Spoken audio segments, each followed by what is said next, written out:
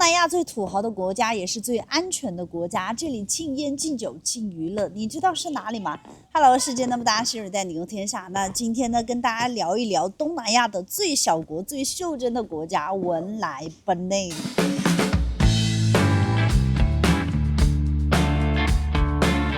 那今天也是天气非常好，我们现在的位置是在中国的重庆，晒着太阳，跟大家一起聊一聊文莱吧。文莱的地理位置呢是在东南亚婆罗洲的北部，它的首都是斯里巴加湾，然后包括它的国教呢是伊斯兰教，它也是属于君主专制的国家，面积真的是很小，也就比古晋稍稍大一点，比上海稍稍小一点。中国重庆是它的14.3倍。温度啊还是属于常年都是夏天25到32度的天气。它有国际机场，也有文莱的皇家航空。如果是从陆路过去的话，就可以从沙捞越或者是从沙巴，都是有通道可以过去的。因为文莱是在沙巴和沙捞越的中间，其实这里就有一个对于中国人来说旅行很尴尬的一个点。如果是你要从沙巴坐车到沙捞越去的话，基本上就是你要穿行整个文莱，因为这条高速它就是在文莱境内的，所以说对于中国人来说，你就要进出文莱2次，所以说坐车从沙巴到沙捞越这里的话，其实是不太可行的。我们是从马来西亚的纳敏直接坐船海运进文莱，这也是第一次以这样的一个方式进一个国家。在登船的时候，船员就会检查你的电子入境卡，因为你要进入文莱之前，你就要填一个电子入境卡。这个电子入境卡在你填完了以后呢，上面用英文标了2行到3行的红字。对，它是伊斯兰法律体系嘛，就是说你犯任何有问题的，都是给你直接写的是或被面临死刑。所以它的法律是超级的严格。我刚刚也提到，这里禁烟、禁酒、禁娱乐是真的，出轨了同性恋接触与实行，禁止婚前性行为，感觉很吓人，还没进就已经面临死刑了。到了文莱的码头以后呢，就顺着路，可能就100多米、200米就到了它的一个入境大厅，也是非常的小。然后在这里的话，你就递上你的护照。你像中国人的话是可以落地签，就是20文币或者是20新币。工作人员呢态度是非常的好，而且他们是清一色的全是女性，然后也不会收你的小费，也不会有杂七杂八的这些拦住你的一些问题。语言不是太通也没有什么问题。20文币的一个落地签，然后办完了以后，他就会把护照返回给我们，然后你就可以正式的进到文莱了。因为我们是从那里过来，我们是带了酒的，你需要填一个入境单，你只需要填这个单子，其实它是不会拦你的，就是说你填了这个单子，你就可以把这个酒带过去。但是如果是你带超标了，你就要把多的这些酒啊，还有违禁品就要放在这里，然后才能进到里面去。因为纳敏岛是免税的，很多文莱人就会跑到纳敏岛去买酒，然后再回到文莱。文莱的货币和它的汇率，那文莱它是和新加坡也有货币互通政策，相当于新加坡的货币的话，在文莱也是通用的，文莱的货币在新加坡也是通用的。对于中国人来说嘛，其实算起来就很简单，就是1比5，一文莱币1新币就等于5块人民币。在文莱呢，它有一个它独有的一个打车软件叫 Dart， 大家提前下好这个软件 Dart， 它的起步价是5.5文币啊，算起来的话，人民币你乘以5就是27块钱，还是有点贵的。除了打车以外呢，文莱其实还有很少一部分的一个公交车，但是这个公交车几乎就是你看得到或许的一个站牌，但是等不到这个真的公交车。当然，只有在斯里巴加湾的那个总站，你会看到源源不绝的公交车。其实文莱最高效的交通啊，就是船，经济便宜还快，不用等，船又多。但是这个船仅限于斯里巴加湾到水上村落这一段的一个交通，票价的话就是1文币呀，也就是5块钱。然后他们是会等在码头，到了河边你一招手，那个船绝对是秒到。文莱这个国家不大，地方很小，但是呢，它的城市还是很干净的。它的人口一共只有47万，白天在城市里面其实很少有看到人，或许看到的人有部分可能都是外劳，因为你看他们样貌就是黑黑的。所以这个白天逛起来有点寂寞。因为我们最后一天离开文莱的时候是周末，然后我们9点多钟到了巴士总站，就发现这个文莱街头啊全是人。结果他在周末的时候，他就有一个周末市场，就是直接把这条路给封死了，然后两边全部都是摆摊设点，来来往往的都是些购物的人，当然游客还是很少，因为没有人拿相机嘛。在文莱有句话叫不是不发展旅游，是发展石油更具有性价比啊！确实，人家这个路子是选对了的，旅游只是他们的副业。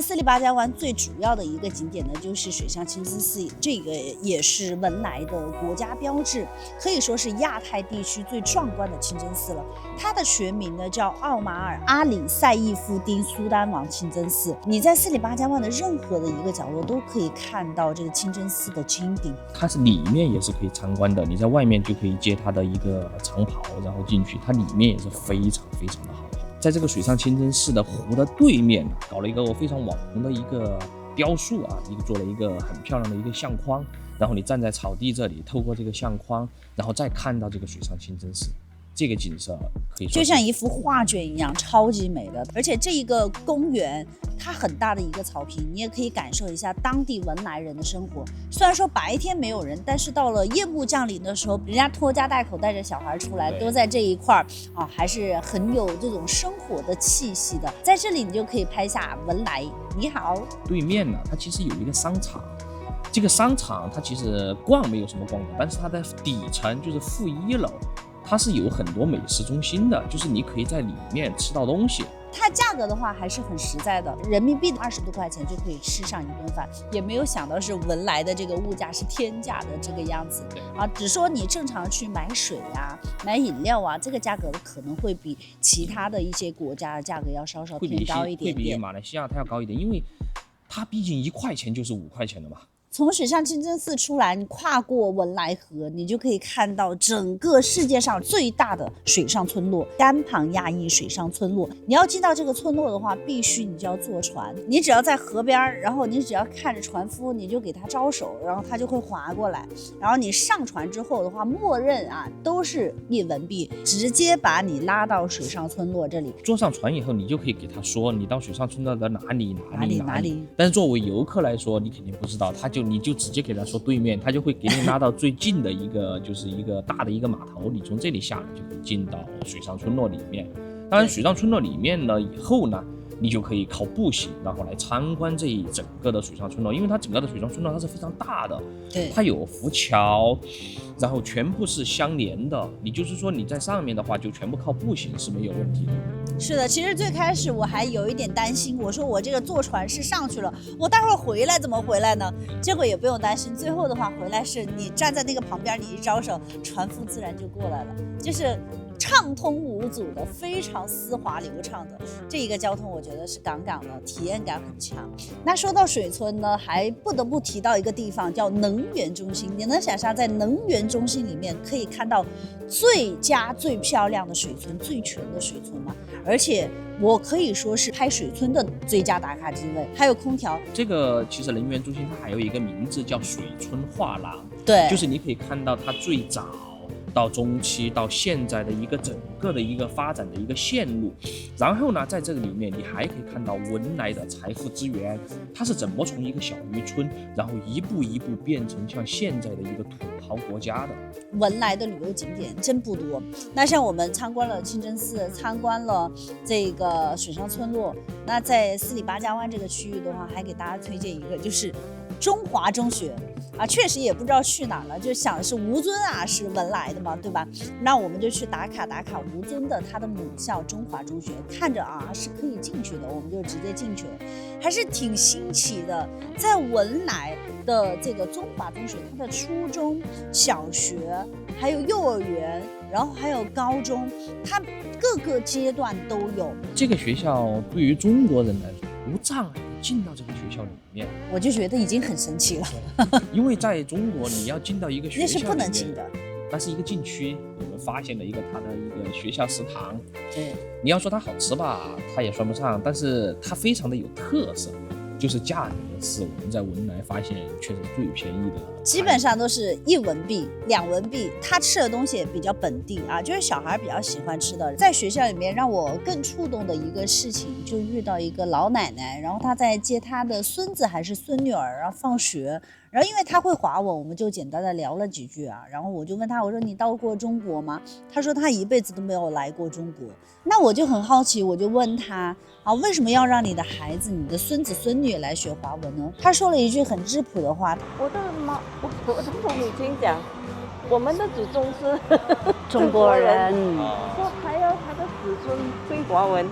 在文莱还有另外一个区域，就是嘎东的这一个区域。嘎东这个区域的话，除了最出名的一个中心点就是嘎东木，还有呢一个嘎东的夜市，这也可以说是整个文莱唯一的一个娱乐了。然后还有一个非常漂亮的清真寺，叫杰米清真寺。杰米清真寺，我个人觉得啊，真的是比水上清真寺还要美。它是现任苏丹自己投资建的，是作为他48岁送给臣民的一个礼物啊，也被称为国家清真寺，也被称为最美清真寺、最豪华的清真寺。那当然，它里面的话也是可以参观的，但是有固定的一个时间。杰米清真寺里面，你可以把它感觉到就是一个花园一样，用皇家园林，很大气，有专门的人来护理。然后你走到里面也是水晶吊灯、手工地毯、大理石哦，还是觉得还是很霸气、很飒的，可以拍拍照，还是非常不错。一定要选阳光很好的天气，如果下雨的话，就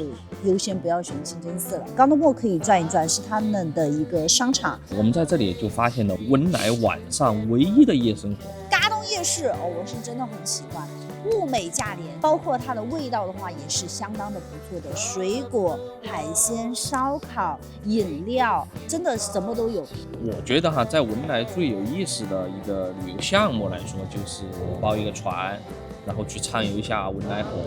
可以看到鳄鱼，可以看到长鼻猴，可以看到红树林，价格也不贵，才20文币。其实你只要走到了河边，都会有船夫来给你问你，对要不要去看什么红树林、看长鼻猴。拉我们去的这个人，他会给我们讲是20，就是一个船。但是我们上了船以后呢，船夫他又会给我们说是20一个人，所以这个时候就一定要跟他沟通好。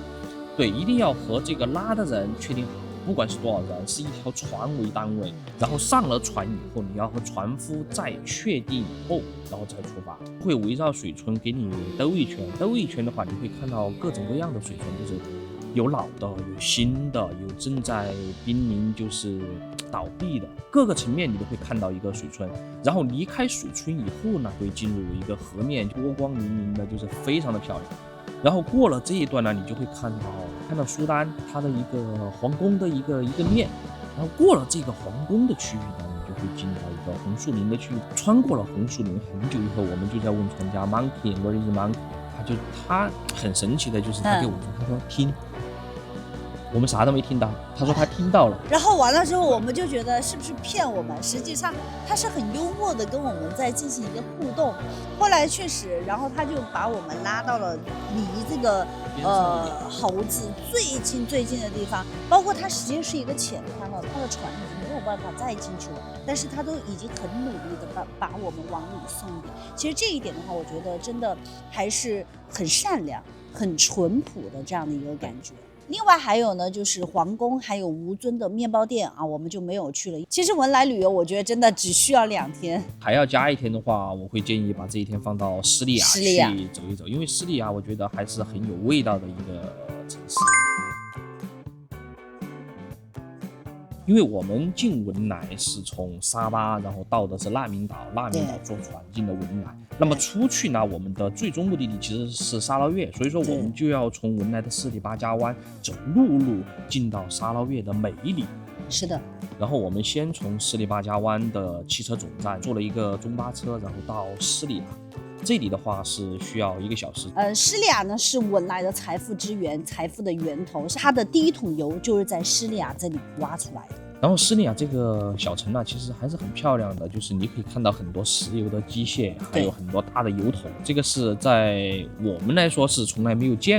过的，很好奇的。城市很小很小，但是你走在路上啊，你就会看到两边都是些骑楼，就是非常非常典型的骑楼，走走逛逛还是挺不错的。因为斯里亚它还不是文莱最边境的一个城市，我们还要从斯里亚搭一个小公车到马来驿，然后到了马来驿以后呢，这里才是我们就是整个行程当中最有问题的一个点，因为从马来驿到文莱的口岸，它其实还有一段距离，靠步行你是肯定不可能的，你要么就打车打 Dart。 然后呢，我们在下车的时候，我们就问了这个公车司机嘛，然后他就给我们说，你们可以考虑就在高速公路路口拦车。我们就做出了我们人生的第一个大拇指。说实话，真的是我这一辈子没有就是搭顺风车这样搭过车，对我自己内心的一个挑战，鼓足了勇气救救我！出门在外好心人多，遇到菲律宾的一个大哥，他就把我们搭到了这一个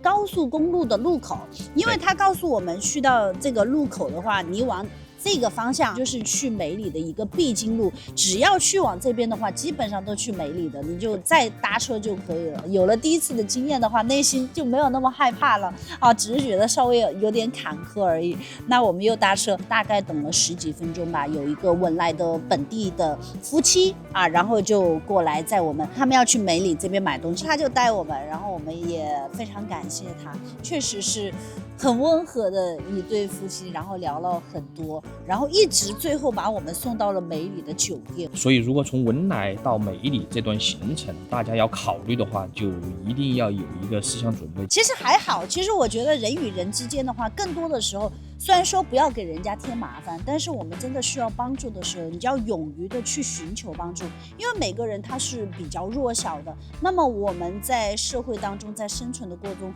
发展的过程当中，那我有需要的话，或许这也是一个交朋友的一个方式。还有一个非常惊奇的一个事情